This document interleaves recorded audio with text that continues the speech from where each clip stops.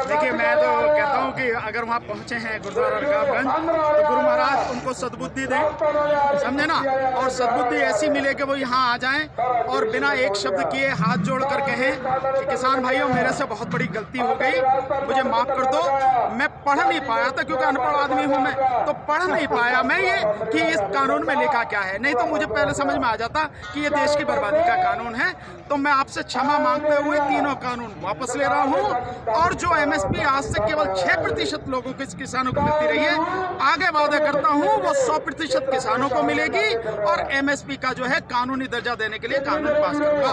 मैं तो यही कह सकता हूँ कि वहाँ ये सद्बुद्धि होना आ जाए। सर, हम लगातार देख रहे हैं कि यहाँ जो है जो स्ट्रगल है, जो अपने हक को पाने की लड़ाई है वो जारी है, लेकिन तमाम जगह देख रहे हैं कि बीजेपी की पूरी टीम डर गई है दूसरी जगह किसानों के पास पहुंचने में। किस तरह से इसको देखते हैं? साथ में एक क्वेश्चन जोड़ूंगा सर कि बंगाल की तैयारियां चल रही है, किसानों से क्या परेशानी? नहीं, आप एक चीज को देखिए कि अगर बीजेपी की पूरी टीम, आरएसएस की पूरी टीम और पूरी सरकार इस आंदोलन का विरोध करने में लग गई है तो आपको ये एहसास हो जाना चाहिए पूरी दुनिया को, ये आंदोलन कितना मजबूत है, इसकी जड़ें कितनी गहरी हैं और इसका विस्तार कितना व्यापक है, जिसके लिए पूरी सरकार को, प्रधानमंत्री को, गृह मंत्री को, कृषि मंत्री को, सबको, लॉ मिनिस्टर तक को, सबको भागना पड़ रहा है चारों तरफ। हालांकि होता तो ये सबसे बढ़िया, कहीं किसी को जाने की जरूरत नहीं थी, उन्हें कोई भी 100 प्रेस कॉन्फ्रेंस करने की जरूरत नहीं थी, उन्हें किसी हालत में भी 700 सम्मेलन करने की जरूरत नहीं थी। उन्हें केवल यही एक मंच पर आकर दुनिया भर के जो पत्रकार हैं उनको बुलाकर, और जितने वो और जो पत्रकार हैं जैसे रवीश जी हैं, पुण्य प्रसून वाजपेयी जी हैं, आरफा करम शेरवानी जी हैं, विशाल शर्मा जी हैं और उर्मिला जी, ऐसे जो अच्छे पत्रकार हैं सबको बुला के उनके सवालों के जवाब यहाँ देने थे। और मैं जानता हूँ कि वो बहुत ही डरपोक व्यक्ति हैं, जवाब दे नहीं सकते, इसलिए बसते हैं। तो बेहतर ये होता है, जैसे मैंने पहले कहा था, कि माफी मांग के इसको खत्म करना चाहिए था। ये सब करने की जरूरत नहीं है। दूसरी, जो सम्मेलन कर रहे हैं उस सम्मेलन की सच्चाई देखिए। मध्य प्रदेश के किसानों को प्रधानमंत्री जी ने वीडियो कॉन्फ्रेंसिंग से संबोधित किया। उसके बाद में जो हम और मीडिया के, जो इंडिपेंडेंट मीडिया के लोग हैं, उन्होंने जब उनसे पूछा तो किसान कहते हैं, कटनी के किसान कहते हैं, हाँ साहब ये मुझे सर्टिफिकेट मिला है, मेरी फसल की बात थी कि ये फसल होगी तो आपको इतने 9,000 रुपए मिलेंगे और सर्टिफिकेट मिलेगा। सर्टिफिकेट मिल गया, पैसे नहीं मिले। अच्छा ये बताओ, उससे जब ये पूछा भाई किसान जो आंदोलन कर रहे हैं ये क्या, कि हम उनका समर्थन कर रहे हैं, किसान आंदोलन सही कर रहे हैं, बिल्कुल उस जायज बात उठा रहे हैं। फिर दूसरे से पूछा, उसने भी यही जवाब दिया। फिर तीसरे से पूछा, दूसरे जिले के, उसने भी यही जवाब दिया कि किसान जो आंदोलन कर रहे हैं बिल्कुल सही आंदोलन कर रहे हैं, वो हक की बात उठा रहे हैं। तो तुम्हारे सम्मेलन में जिन किसानों को तुम लाए हो और तुम कैसे भीड़ इकट्ठी करते हो हमें मालूम है, 400 रुपए 500 रुपए देके, उन्हें आने जाने का भाड़ा देके, जैसे बीजेपी करती, उन्हें लिखा।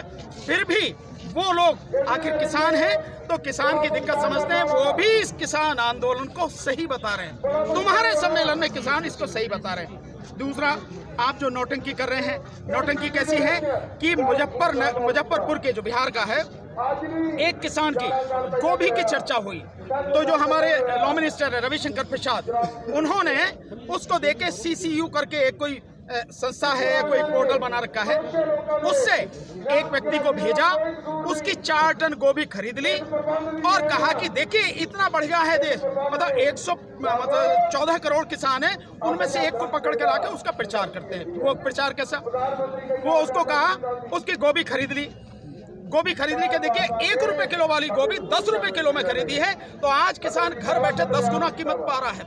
बेचारे पत्रकार चले गए वहाँ, भैया तेरी गोभी खरीदी थी, कह रहे जी एक दिन तो ले गए 4 टन, उसके बाद तो आए नहीं है, और ये रहा खेत और ये रहा मैं, ये रहा ट्रैक्टर चला रहा हूँ उस पर, ये कहानी है। मतलब आप समझिए कि जो नौटंकी कर रहे हैं वो तुरंत की तुरंत उनके सामने आ जा रही है कि ये झूठ है। दूसरा, ऐसे लोगों को ला रहे हैं बेचारे जो मजदूर हैं, जिन्होंने कभी खेती में काम नहीं किया, रिक्शे वाले को ऐसे पकड़ के ला रहे हैं, वो उससे खेती के विषय में जो मैं तो जानता नहीं, उन्हें सम्मेलन में ला रहे हैं। ये जो नौटंकी कर रही है सरकार, इसमें किसी भी हालत में सरकार पास नहीं होगी। मैं बार बार कह रहा हूं, सरकार की सबसे बड़ी उपलब्धि अगर कोई होगी, सबसे बड़ा काम सरकार अगर करेगी, बिना शर्त गुरुद्वारा रकाबगंज में जो मत्था टेका है आज, शाम तक यहीं आ जाएं प्रधानमंत्री और यही शब्द कहे जो मैं कह रहा हूं कि गलती हो गई, मैं तीनों कानून वापस ले रहा हूं, एमएसपी को कानून बनाऊंगा। इसमें उनकी इज्जत बढ़ेगी, क्योंकि फल जो पेड़ होता है जितना फलदार होता है उतना ही झुकता है। लेकिन मोदी जी की दिक्कत यह है कि वो आम का, ये जो और अच्छे फल होते हैं उनका फल नहीं है, वो खजूर का पेड़ है जो ऊपर जाके बढ़ जाते हैं और पता ही नहीं होती खजूर भी लगे या नहीं लगे उसमें। ये उनकी दिक्कत है, जिसकी कोई छाया नहीं है, जिसका कोई मतलब नहीं है। इसलिए सरकार को गलती माननी चाहिए। दूसरी बात, सरकार बार बार कहती है, 8 पेज का कृषि मंत्री ने भी कहा है, वो किसानों को चिट्ठी लिखी है। आप इधर उधर की बात ना करें कि इन्हें कांग्रेस भड़का रही है या अपोजिशन भड़का रही है। उस अपोजिशन की बात कर रहे हो जो अपोजिशन पूरी तरह से मर चुका है, वो भड़काएगा क्या? वो अपनी अर्थी लिए रो रहा है, वो अपोजिशन खत्म हो गया, वो नहीं कुछ कर रहा। किसान इतना अनपढ़ नहीं है, ना समझ नहीं, किसान जानता है, एक एक चीज को जानता है। अभी आप थे नहीं, हम मन से देखते जो साथी हैं उन्होंने एक एक चीज बताई, समझाई, कानून बताया। आप बेकार की बातें कर रहे हैं, कानून की बात नहीं कर रहे। आप कानून की बात कीजिए, आप बताइए कि ये कानून है। मैं देश की तमाम भाषाओं में, जैसे प्रधानमंत्री का मन की बात देश की सभी भाषाओं में उसका प्रसारण होता है, तो आप इस कानून को भी देश की सभी भाषाओं में इसका अनुवाद कराइए और अपने जितने माध्यम है मीडिया, उसके माध्यम से दिखाइए, लोगों को बताइए, समझाइए कि ये है कानून। आप कानून नहीं बता रहे हैं। आप कह रहे हैं हमने किसानों को इतना किया, आप कह रहे हैं हमने सिखों की भलाई के लिए इतने काम किए, हमने जो है इतना जो किसान के घर में डायरेक्ट वो पहुंच गया, 6,000 रुपये सालाना का पहुंचा रहे हैं, इतने का जो हमने करना। अब एक नोटंकी आपने देखी, मैं और बताऊंगा, आप समझ में आएगी। 15,683 करोड़ गन्ना किसानों का बकाया है चीनी मिलों का, 15,683 करोड़। जो मंत्री हैं, एक नाम नहीं मुझे आ रहा, जावड़ेकर हैं शायद, पता नहीं कौन है, उन्होंने प्रेस कॉन्फ्रेंस की है कि 60 लाख टन जो चीनी है उसका निर्यात करेंगे और उसका पैसा, आप समझ रहे हैं, आप भी पढ़े लिखे आदमी भैया, क्यों उसका पैसा डायरेक्ट किसानों के खाते में आएगा। भाई उसे निर्यात कौन करेगा? चीनी मिल वाले व्यापारी, तो वो अपना अकाउंट देगा, हमारा अकाउंट देगा। पैसा किसके अकाउंट में आवेगा? उसी के अकाउंट में आवेगा। और 60 लाख टन कौन कर रहा है एक्सपोर्ट? व्यापारी। तो भला किसका हो रहा? व्यापारी का। आप भला किसको बता रहे हो? किसान का। किसान का भला कैसे हो रहा है भाई? सब्सिडी दे रहे हैं आप 3,500 करोड़, किसको? उन उद्योगपतियों को, चीनी मिल वालों को, और कह रहे हो कि ये पैसा जो सीधा किसान के खाते में जाएगा। ये यार गणित मैं नहीं समझ पाया, और इसीलिए मैं कहता हूँ कि जब प्रधानमंत्री अनपढ़ है तो बाकी मंत्रियों का क्या हाल होगा। अबे जब तुम पैसा उसको दे रहे हो, सब कुछ वो करेगा, खाते में उसके जाएगा, मेरे खाते में कहाँ से आएगा? मेरे खाते में मुझे सीधा सीधा ये बता दो कि जो चीनी मिल वाले हैं जिन पे मेरा पैसा पड़ा है 12,500 करोड़, तो पिछला ही है, यानी 1.5 साल से ज्यादा हो गया, उसे ही दे दो पहले। अब तक का तो 15,683 करोड़ है। तो जो पैसा, जो काम आप कर रहे हो बिजनेसमैन के लिए, आप कर रहे हो किसान के लिए। ठीक इसी तरह से ये जो पूरा कानून है, ये कानून अंबानी और अडानी जैसे जो बहुत बड़े उद्योगपति हैं, सिर्फ और सिर्फ उनकी चौखट पर देश को गिरवी रखने का कानून है, जिनकी गुलामी हमारे प्रधानमंत्री करते हैं। ये देश के किसानों के लिए नहीं है, देश की जनता के लिए नहीं है। आपने कहा कि लगातार अंबानी अडानी की जो बातें हैं वो लगातार इस आंदोलन में हो रही है, वहाँ से आवाज आती है कि मजबूत सरकार, मजबूत प्रधानमंत्री किसी के आगे झुकते नहीं। आंदोलन जब हम देखते हैं तो आंदोलनकारियों के आगे हमने पिछले 7 साल में देखा पर नहीं झुके, तो क्या अंबानी अडानी या कॉर्पोरेट्स के आगे सरकार किसी नहीं? उनके तो मैं जब आपको बता दिया, जब प्रधानमंत्री दोनों की गुलामी कर रहे हैं, इससे ज्यादा बड़ा शब्द और क्या बोलूंगा आपको? जब उनकी गुलामी कर रहे हैं तो ना झुकने का मतलब ही नहीं है। तो मालिक कौन हो गया? जब आप गुलामी कर रहे हैं तो मालिक वो है ना जिसकी आप गुलामी कर रहे हैं, तो मालिक हो गया अंबानी और अडानी। उन्हीं के लिए आप सारे काम कर रहे हैं, जो कुछ भी कर रहे हैं आप उन्हीं के लिए कर रहे हैं। और अंबानी और अडानी ने आज तक इस देश का भला कभी सोचा नहीं है। जहां जहां जमीन दी गई अडानी को उसके पावर प्लांट के लिए, वहां जो अपने जो वो है अनुसूचित जाति, यानी जिनको कहें कि जो आदिवासी हैं, उनकी जमीन पूरी तरह से तबाह हुई, कब्जे में ले ली। जो नहीं भी दी गई थी उसको भी जबरदस्ती छीन लिया गया। अडानी के प्रोजेक्ट आप देखिए, छत्तीसगढ़ में देखिए, आप झारखंड में देखिए, झारखंड में प्रोजेक्ट आप बना रहे हैं, उस प्रोजेक्ट के लिए जमीन किसकी है? देश की। और उसका वो कहाँ जाएगी बिजली? बांग्लादेश।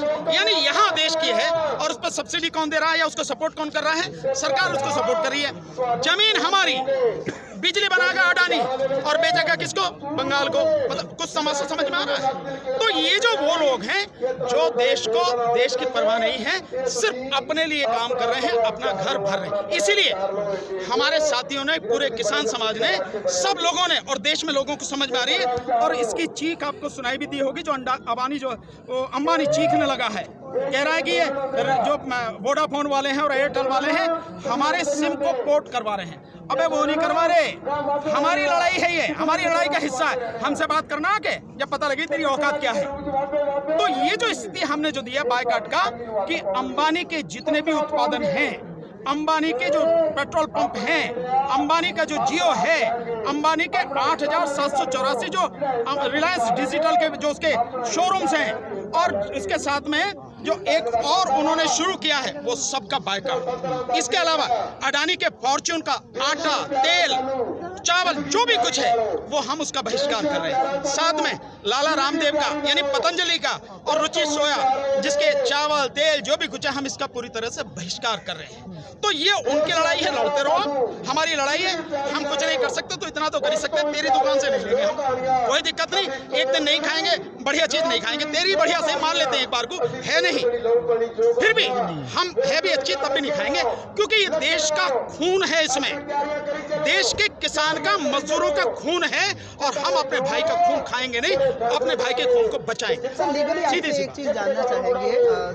कि यहाँ इस आंदोलन के दौरान तकरीबन 22 लोगों की जो है अब तक मौत हो चुकी है। लीगली किस तरह से इसको देखा जा सकता है? आंदोलन करने वाले उनकी डेथ, कौन इसका कसूरवार है? देखिए, कसूरवार सीधे सीधे सरकार है, लेकिन जिस व्यक्ति ने, ये सरकार का जो मुखिया है, उस पर लोगों की मौत का कोई असर नहीं पड़ा। गोधरा कांड हुआ, कोई असर नहीं हुआ। और क्यों करवाया गया गोधरा कांड, आप सब लोग जानते हैं। उसके बाद में गुजरात वो हुआ दंगा 2002 में, किसने करवाया आप सब जानते हैं। उसके बाद में उससे जुड़े हुए लोगों को, यहाँ तक कि बीजेपी के जो मंत्री हैं हिरेन पांड्या, उनकी हत्या से लेकर आगे तक सिलसिला चला। वो सिलसिला जो है जज लोया की मौत तक गया, उनकी हत्या तक गया। इसके बाद में 4 बड़े पत्रकार, गौरी लंकेश, दबोलकर, ये सारे जो है इतने, इनकी हत्या तक पहुंचा। और अब लगातार आपने जो है नोटबंदी की, 200 के लगभग लोग अपने ही पैसे के लिए बैंकों की लाइन में मर गए। तो मोदी जी की आंखों में खून चढ़ा हुआ है।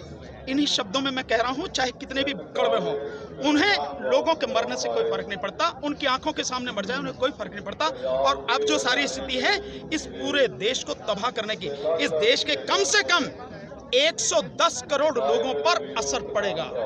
और जो सारी चीजें हो रही हैं, अभी तक की स्थिति यह है, इस देश की 73% संपत्ति 1% लोगों के हाथ में है। और इस कानून के बाद में इस देश की 95% संपत्ति इस 1% लोगों के हाथ में पहुंच जाएगी। ये षड्यंत्र है।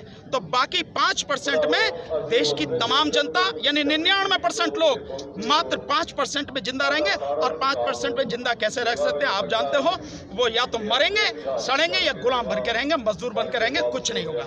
आपने पुराना जमाना देखा था कि जब जो शूद्र समाज के लोग काम करते थे, सिर्फ काम करते थे बेचारे, ना उनको कोई भी, ना तो वो अपनी संपत्ति जोड़ सकते थे, ना उनको खाने के लिए कुछ ना कुछ, जो झूठन डाल दी उसे काट दी।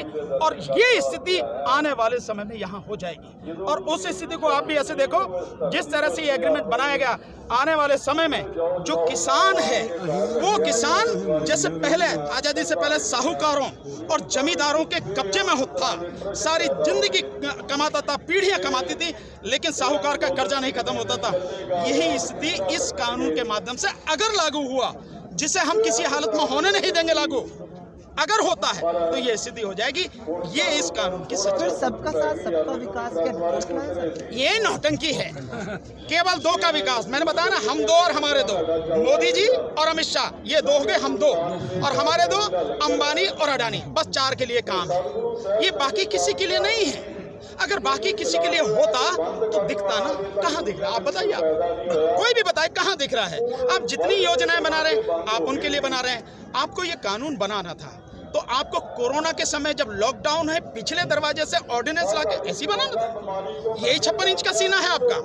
आप चर्चा करवाते देश भर में, आप पार्लियामेंट में जो बाकायदा जब उसका सेशन चल रहा होता तब करवाते। और डर आपको इतना है कि अब आप कोरोना में आप पश्चिम बंगाल में चुनाव तो लड़ सकते हैं, वहां बड़ी बड़ी मीटिंग कर रहे हैं आप, लेकिन आप संसद का सत्र नहीं चल पा रहे। 1 लाख लोग एक दिन में संक्रमित हो रहे थे, आपने बिहार में चुनाव करा दिया, लेकिन आप शीतकालीन सत्र संसद का नहीं करवा रहे। क्यों? क्योंकि आपकी जो है ना वो फजीयत होगी, किसान का मुद्दा वहां उठेगा, आपकी जो है ये सारी की सारी जो चीजें होंगी आपको दिक्कत होगी। ये है कहानी। सर एक आखिरी सवाल आपसे जानेंगे, हल क्या निकल रहा है? बहुत सीधा सा मैंने बता दिया, बार बार पहले बता दिया। मोदी जी आए, हाथ जोड़ के कहे गलती हो गई भाई, तीनों कानून वापस ले रहा हूँ, एमएसपी को कानून बना रहा हूँ, अब तुम अपने घर जाओ भाई। उनको श्रद्धांजलि जो हमारे शहीद हुए हैं और उनके लिए बाकायदा मैं समझता हूँ अगर हो ठीक ठाक से 1-1 करोड़ रुपए की उनको घोषणा करनी चाहिए। जो भी हमारे किसान साथी यहाँ पर शहीद हुए हैं उनके परिवार के एक व्यक्ति को नौकरी की व्यवस्था करनी चाहिए। सर पिछले 6-7 सालों में आपने भी कई आंदोलन देखे हैं, उन आंदोलनों में आप हिस्सा भी रहे हैं, कभी वापसी नहीं देखी है सरकार की। अभी कुछ दिन पहले राजनाथ का भी एक बयान था कि कृषि क्षेत्र में उठाए गए कदमों पर जो है वापसी नहीं। देखिए सरकार की औकात कुछ नहीं है, मैं यही शब्द, सरकार ने 1 साल पहले, आप भी थे, आपने कवर किया, 1 साल पहले CA/NRC का कानून बनाया, लागू कर पाई? अबे तो उसे नहीं लागू कर पाए और ये आंदोलन उससे कई गुना बढ़ा है। उसमें तो आप धर्म की बात करके बांटने की भी कोशिश कर रहे हैं, इसमें आप ये भी नहीं कर सकते। यहाँ धर्म और जाति किसी की नहीं है, यहाँ सब किसान हैं और मजदूर हैं। इसलिए मैं बार बार कह रहा हूँ सरकार किसी भी जो है भ्रम में न रहे। ये आंदोलन बहुत ईमानदारी से, बहुत मजबूती से लड़ा जा रहा है, इसकी जड़ें बहुत गहरी हैं, बहुत व्यापक आंदोलन है। सरकार को कानून वापस लेने ही पड़ेंगे और नहीं लेती है तो हमारे साथियों ने मन से घोषणा की है 2024 तक भी हम बैठे रहेंगे और लड़ेंगे। और आप देख ही रहे हैं जो आंदोलन का जो ढंग और तरीका है, मैं समझता हूं मैंने बहुत कुछ सीखा है इस आंदोलन से। आंदोलन कैसे किए जाते हैं, किस सुनियोजित तरीके से होते हैं, किस तरह से बहुत ही जो प्रबंधन इतना जबरदस्त होना चाहिए, किसी व्यक्ति को किसी चीज की यहाँ कमी नहीं है। ये आंदोलन वो है तो सरकार को जाना ही पड़ेगा। झूठा अहंकार है मोदी जी, छोड़ो इसे, किसी का नहीं रहा इस दुनिया में। कितने आए मिट्टी में मिल गए, आपका भी यही सब कुछ हो जाना है। बेहतर ये है इसे खत्म करके कहानी खत्म। जय जवान, जय किसान, जय जवान।